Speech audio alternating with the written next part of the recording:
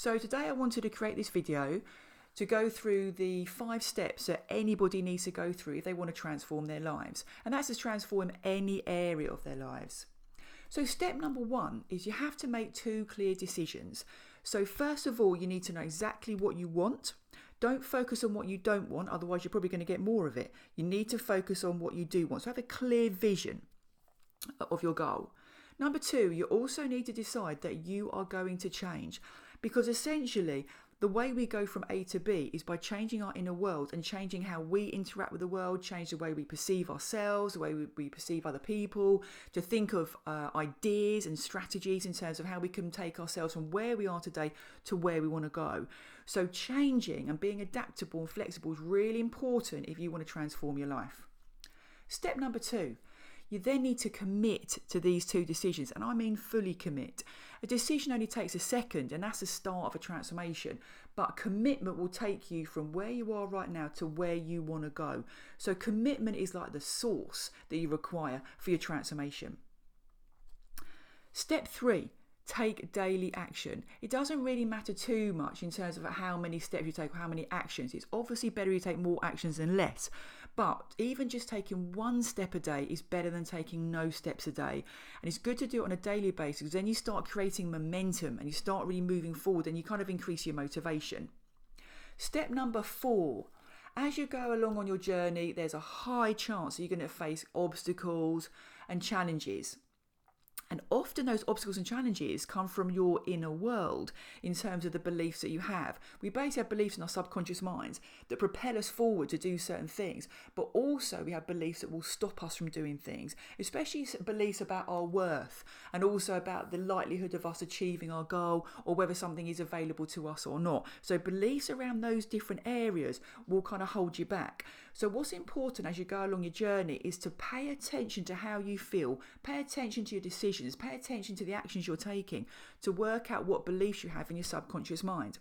Now, if there are any blocks you have, any beliefs that are stopping you from moving forward to achieving your goal, then it's best to use techniques to reduce or change those beliefs.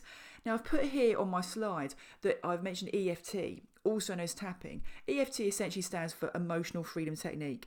Now, this is a technique that I'm a real fan of. This is a technique that I use, and I use it with other people. It essentially does 2 things, EFT. It reduces your stress, often within minutes. It can change your emotions. And it also changes the beliefs that you have in your subconscious mind. Now, if you go to somebody who's a matrix reimprinter, which I am, this is like a deeper level of EFT. It's like an advanced level of EFT. And then you can also go back into people's past and you can kind of change the interpretations and memories and such, and really change beliefs at like a deep level. And it's a really good technique to change people's beliefs and therefore change their lives.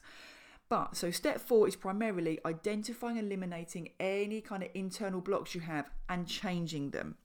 Please be aware that there are other therapeutic methods you can use to change your subconscious mind. EFT is not the only one, it just happens to be the one that I use. Step number 5. Now, you're going to continue to take daily action, but based on an adjusted path. Now, what I mean by that is, as you go along on your journey, as I said before, you're going to face obstacles and challenges, and that is completely normal when you're going through a transformational journey. But what you need to do is course correct. So be flexible, as I said earlier, and course correct. Most people don't have a linear path from A to B, so where they are today to where they want to go.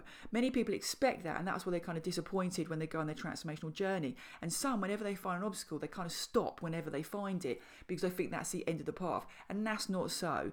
When you get to a challenge or an obstacle, all you need to do is work out what's holding you back, or what needs to be removed, or what you need to do to overcome it, go around it, or etc., or whatever. You just need to find a solution. So you focus on a solution rather than the challenge. But step 5 is all about continuing to take daily action, but course correcting at the same time. Well, I hope you've enjoyed this video. I hope it's been useful. I hope it helps you on your transformational journey. Now, if you want to be a bit happier, I have created the 40-Day Happiness Project. It's a PDF download from my website, so pop over there if you want a copy to thehappinessmermaid.com. What I've also done is I've created a variety of toolkits to help people with their relationships. I've created the dating toolkit, the relationship toolkit, and the breakup recovery toolkit to help people in any of these 3 areas. Again, if you want to download a copy of one of those, then just pop over to the Happiness Mermaid. Anyway, hope you enjoyed this. See ya!